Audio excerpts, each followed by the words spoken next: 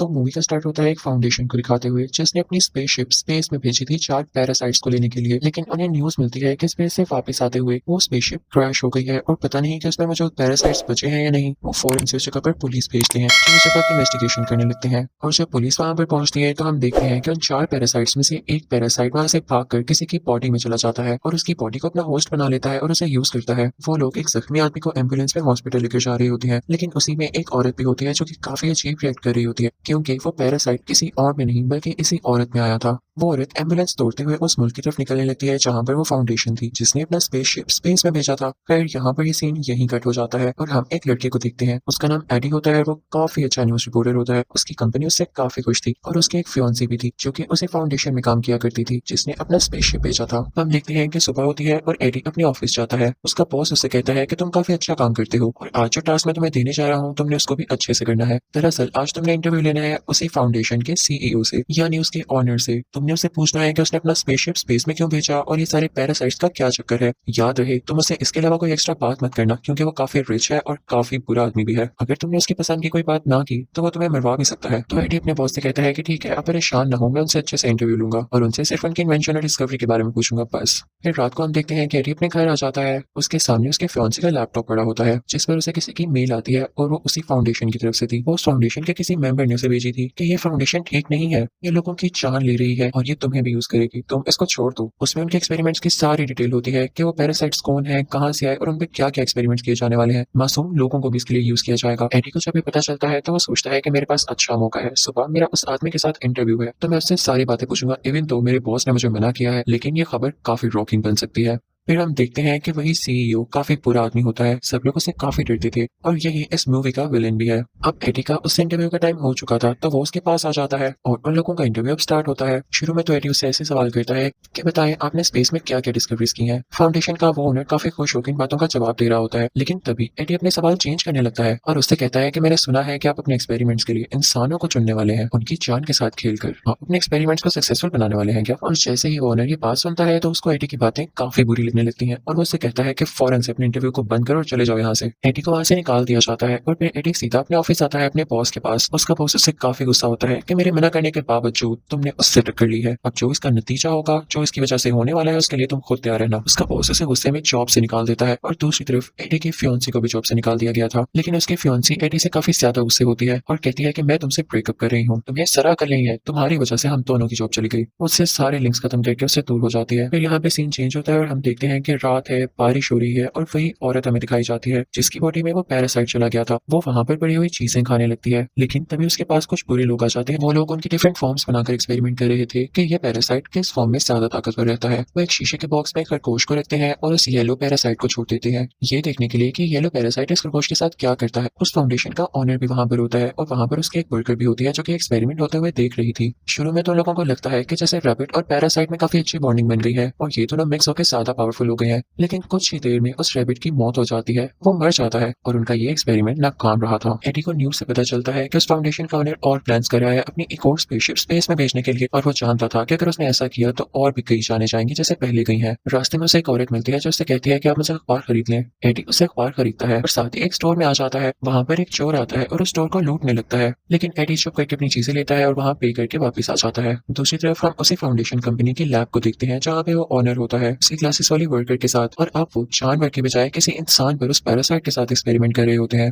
लेकिन वो पैरासाइट इंसान की बॉडी के साथ भी नहीं मिल पाता और उसकी जान ले लेता है। उस क्लासेस वाली लड़की को ये सब देखकर काफी बुरा लग रहा होता है। वो फौरन से वहां से एडी के पास जाती है और उसे बताती है कि हमारी फाउंडेशन में ये सब हो रहा है। वो उससे मदद मांगती है, लेकिन एडी कहता है कि मैंने अभी प्रोफेशन छोड़ दिया है और मैं अब किसी के साथ टक्कर लेने वाला नहीं। तो वो वर्कर कहती है कि समझने की कोशिश करो, वो ऑनर बहुत बुरा आदमी है, वो सबकी जान ले लेगा। वो दरअसल इस दुनिया पे जिंदा रहना चाहता ही नहीं है क्योंकि वो जानता है कि दुनिया जल्दी खत्म होने वाली है। वो स्पेस पर एक्सपेरिमेंट्स कर रहा है ताकि वो वहां रह सके। अभी दोस्त ने वहां से 4 पैरासाइट यहाँ पर लाए। वो पैरासाइट कोई और नहीं बल्कि स्पेस के क्रिएचर्स थे जो कि काफी पावरफुल थे, लेकिन जब उन 4 पैरासाइट्स को यहाँ पर लेकर आया गया तो उनमें से एक पैरासाइट तो फौरन ही वहां से भाग गया था और अब जो बाकी 3 बचे हैं वो ऑनर उन पर एक्सपेरिमेंट्स कर रहा है और मासूम लोगों की जान ले रहा है। वो एडी से कहती है कि प्लीज कुछ करो, तुम तो जानते हो कि कैसे अप्रोच करना है न्यूज रिपोर्टर्स को, तुम इस न्यूज को पब्लिश कर दो ताकि वो ऑनर पकड़ा जाए, मुझे नहीं बर्दाश्त होता कि लोग मर रहे हैं। तो एडी कहता है कि ठीक है, मैं सारी बात समझ गया हूँ, तुम परेशान ना हो, मैं जल्दी कुछ करता हूँ। एडी चुपके से उस लैब के अंदर जाता है जहाँ पर वो देखता है कि वाकई इंसानों पर एक्सपेरिमेंट्स हो रहे हैं। वो प्रूफ के तौर पर, एविडेंस के तौर पर उन सब लोगों की पिक्चर्स लेने लगता है, तो उसे पता चलता है कि जिस औरत से वो अखबार लिया करता था वो भी वहाँ पर है। एडी को बहुत बुरा लगता है और वो उस लड़की की जान बचाने के लिए उस कांच को तोड़ने लगता है, यानी उस ग्लास डोर को तोड़ने लगता है। वो लड़की वहां से बाहर आ जाती है, लेकिन वो उसी पैरासाइट से जुड़ी हुई थी। वो पैरासाइट उस लड़की की बॉडी छोड़कर एडी की बॉडी में आ जाता है और अब एडी की बॉडी पर उस पैरासाइट का असर होने लगा था। सारे गार्ड्स एडी के पीछे लग जाते हैं और एडी वहां से भागने लगता है, लेकिन वो इतना तेज भाग रहा होता है कि कोई भी नॉर्मल इंसान में से भाग नहीं सकता। इसका यही मतलब था कि पैरासाइट ने उस पर ये असर किया था। वो एक जंगल की तरफ भाग जाता है और काफी ऊंचे ऊंचे जंप्स लगाता हुआ एक दरख्त पर चढ़ जाता है और गार्ड से अपनी जान बचाता है। जब सब लोग वहां से चले जाते हैं तो एडी अपने घर आ जाता है और घर आकर पानी पीने लगता है काफी ज्यादा। उसके घर में जो भी सामान पड़ा हुआ था वो उसे खाने लगता है। उसकी भूख जैसे मिट ही नहीं रही थी, लेकिन उसे वॉमिटिंग होने लगती है। फिर उसका दिल काफी खराब हो रहा था और उसकी बॉडी में चेंजेस आ रहे थे। यहाँ तो उसकी शक्ल भी बदलने लगी थी, जिसे देख के वो काफी परेशान हो रहा था। उसे कुछ नहीं समझ आता तो वो परेशानी में अपनी फियांसी को कॉल करता है। तो उसकी फियांसी कहती है कि मैं तुमसे हर लिंक खत्म कर चुकी हूँ और मैं अब किसी और के साथ हूँ। लेकिन एडी फिर भी जिद करता है उससे मिलने की और फिर उससे रेस्टोरेंट में मिलने जाता है। वो रेस्टोरेंट में मौजूद सारी चीजें खाने लगता है, लेकिन कहता है कि मुझे इसको खा के एनर्जी नहीं मिल रही।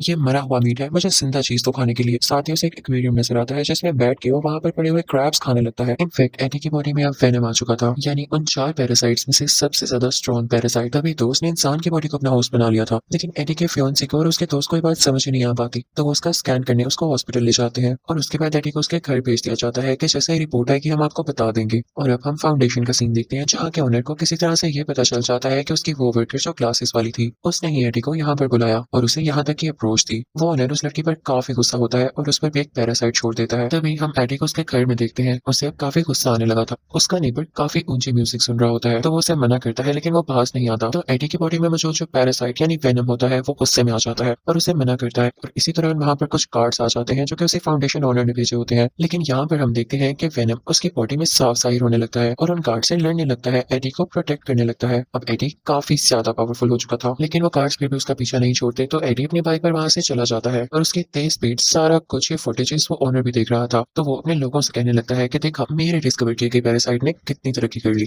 फाउंडेशन का ओनर उसके पीछे और कार्ड्स लगा देता है और जब एडी उनसे बचते हुए अपनी बाइक पर ऊंची सारी जंप लगाता है तो वो गिर जाता है। उसकी काफी हड्डियां टूट चुकी थी, लेकिन अब वेनम की बॉडी उसकी बॉडी के बाहर आ जाती है जो कि एक कवरिंग बना लेती है, एक ब्लैक कलर की कवरिंग, और उसको एडी की बॉडी को बचाती है। इसके बाद एडी यानी वो वेनम उन गार्ड्स को खाने लगता है और पानी में से होता हुआ एक जगह पर आ जाता है। एडी उस वेनम से पूछता है कि तुम मेरी बॉडी में क्यों आए हो। वो दोनों सरप्राइजिंगली एक दूसरे से बातें कर सकते थे। तो वेनम उसे बताता है कि मेरा घर स्पेस है जहाँ से मुझे यहाँ पर लेकर आया गया और फिर मुझे तुम्हारी बॉडी मिली। मुझे लगता है कि तुम काफी अच्छे होस्ट हो और मैं तुमसे रिक्वेस्ट करता हूँ कि मुझे मेरे घर यानी स्पेस में वापस भेज दो। अब एडी के पास वो सारे एविडेंस होते हैं जो उसने पिक्चर्स क्लिक की थी उस फाउंडेशन में कि लोगों के साथ कितना जुल्म हो रहा था। वो अपनी कंपनी जाता है ये बताने के लिए, लेकिन उसका साथी उसे अंदर ही नहीं आने देता। तो वेनम उस एडी से कहता है कि मैं हूं ना, मैं तुम्हें ऊपर पहुंचा देता हूँ। और फिर वो लोग ऊपर जाते हैं और खिड़की तोड़ते हुए अपने बॉस के ऑफिस में आ जाता है। वो साथ एक नोट रखता है और वो एविडेंस रखता है। लेकिन तभी वहां पर उसी ऑनर के गार्ड्स आ जाते हैं जो उस पर अटैक करने लगते हैं, उसे शूट करने लगते हैं। लेकिन वेनम एडी की बॉडी से बाहर आकर उसे दोबारा से प्रोटेक्ट करता है। वो वेनम उन सब गार्ड्स को हरा के उनमें से एक को खाने ही वाला होता है कि तभी उसकी फियांसी लड़की वहां पर आ जाती है जो कि उससे ब्रेकअप करके गई थी। एडी इंसानी शक्ल में वापस आ जाता है और उससे कहता है कि तुम क्या कर रही हो यहाँ पर। तो वो लड़की उससे कहती है कि तुम जानती हो ना कि तुम्हारा इलाज चल रहा है, तो तुम यहाँ क्या कर रहे हो, तुम फौरन से मेरे साथ हो इससे पहले कि कोई मसला हो जाए। अब वो दोनों हॉस्पिटल आते हैं और उसकी पुरानी फियांसी का दोस्त उसका दोबारा से स्कैन करता है और फाइनली वो यहाँ पे सक्सेसफुल हो जाते हैं एडी की बॉडी से उस वेनम को निकालने में। एडी काफी ज्यादा लाइट फील कर रहा होता है और खुश होता है और उस वेनम से कहता है कि मैं भी नहीं चाहता था कि तुम मेरी बॉडी में आओ।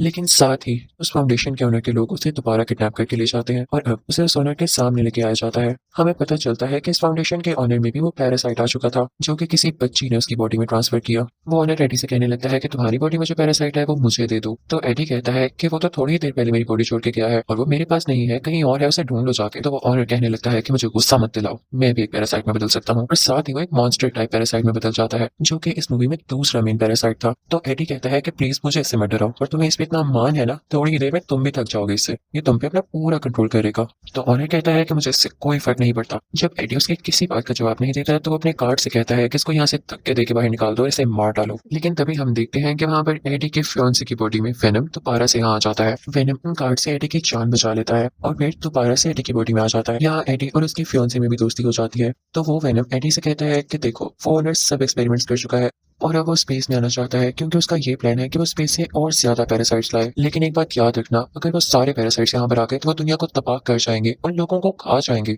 अब वो ओनर अपने फाउंडेशन में दूसरा स्पेसशिप लॉन्च करने की बातें करने लगता है। सारे वर्कर्स उसे समझाने लगते हैं कि वहां जाना अभी किसी खतरे से खाली नहीं हो सकता क्योंकि सारे पैरासाइट आपके खिलाफ हो चुके हैं और दो लोग भी आपका साथ नहीं दे रहे। तो ये बात सुनकर वो वहां पर मौजूद सारे वर्कर्स को मार देता है और खुद ही वो स्पेसशिप लॉन्च करने लगता है। लेकिन तभी वहां पर वेनम भी आ जाता है और उन दोनों में काफी ज्यादा लड़ाई होती है क्योंकि वेनम नहीं चाहता था कि ये ओनर उसकी दुनिया पर जाकर कब्जा करे और उसके साथ ही पैरासाइट्स को यहाँ पर लाए। और यहाँ पे हम देखते हैं कि वो ओनर काफी ज्यादा स्ट्रॉन्ग हो जाता है और वेनम यानी एडी को वहां से मारकर स्पेसशिप के अंदर चला जाता है। लेकिन वेनम मर कैसे सकता था? वो एडी की बॉडी में दोबारा आता है और उसे स्पेसशिप की तरफ जंप करता है। जिस चीज से उस ओनर ने एडी पर अटैक किया था वो उसी वेपन से उसे स्पेसशिप को डैमेज कर देता है, जिससे उसका सारा फ्यूल नीचे गिरने लगता है और वो स्पेसशिप ब्लास्ट कर जाती है। तो यहाँ पर हम देखते हैं कि वो ओनर मर चुका होता है और वेनम ने भी अपनी जान कुर्बान कर दी थी एडी को बचाने के लिए और एडी गिर जाता है पानी में। अगले दिन हम देखते हैं कि एडी और उसकी पुरानी फियांसी बैठ के बातें कर रहे होते हैं कि तभी उस फियांसी को एडी की बॉडी से वेनम की आवाज आती है। तो वो कहती है कि एडी, वेनम अभी भी जिंदा है। तो एडी उसे कहता है कि नहीं नहीं, वो तो किसी और की आवाज थी। तो यहाँ हमें ये पता चल पाता है कि वेनम साहिब अभी भी जिंदा थे। उसके बाद एडी वहां से उठ जाता है और फिर चुपके से वेनम से बातें करने लगता है। कहता है कि देखो, अब तुम मेरी दुनिया में रह तो रहे हो लेकिन किसी को ये पता ना चले कि तुम वाकई यहाँ रहते हो और कुछ रूल्स हैं जो कि तुम्हें फॉलो करना होंगे, जैसा कि तुम इंसानों को नहीं खाओगे, सिर्फ पूरे इंसानों को खाया करोगे, वो भी कभी कभी। करो प्रॉमिस। तो वेनम कहता है कि एडी, बुरे लोग कौन से होते हैं बताओ मुझे। तो एडी कहता है कि ऐसे लोग जो दूसरे लोगों का दिल दुखाते हैं और उनके साथ बुरा करते हैं। तभी वहां से वो लोग एक स्टोर में जाते हैं और देखते हैं कि स्टोर को एक और आदमी लूटने आया है और ये देख के वेनम एक्टिवेट हो जाता है और उस रोबर को यानी उस चोर को खा लेता है, जैसे कि एडी ने कहा था कि तुम सिर्फ बुरे लोगों को खा सकते हो। उसके बाद हम देखते हैं कि सब कुछ नॉर्मल हो जाता है और एडी फिर से अपनी पुरानी जॉब पर आ चुका था, यानी न्यूज रिपोर्टर बन गया था और अब वो एक बहुत बड़े सीरियल किलर का इंटरव्यू ले रहा था।